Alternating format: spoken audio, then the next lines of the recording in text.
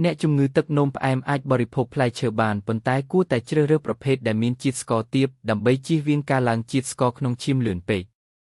នេះគឺជាបញ្ជីផ្លែឈើមួយចំនួនដែលល្អសម្រាប់អ្នកជំងឺទឹកនោមផ្អែមផ្លែឈើដែលមានស្ករទាបល្អបំផុតផ្លែឈើទាំងនេះបញ្ចេញជាតិស្ករទៅក្នុងឈាមយឺតដែលជួយរក្សាលំនឹងជាតិស្ករស្ទ្រូប៊ឺរីមានជាតិសរសៃនិងវីតាមីនខខ្ពស់បាឡូប៊ឺរីមានសារធាតុប្រឆាំងអុកស៊ីតកម្មខ្ពស់ផ្លែប៉ោមមានជាតិសរសៃខ្ពស់ជាពិសេសនៅត្រង់សម្បុកផ្លែក្រូចមានវីតាមីន K និងជាតិសរសៃផ្លែក្រូចថ្លុងសម្បូរជាតិសរសៃផ្លែសារីមានជាតិសរសៃខ្ពស់ផ្លែគីវីមានវីតាមីន K និងជាតិសរសៃផ្លែឈើដែលអាចបរិភោគក្នុងកម្រិតមធ្យមផ្លែស្វាយ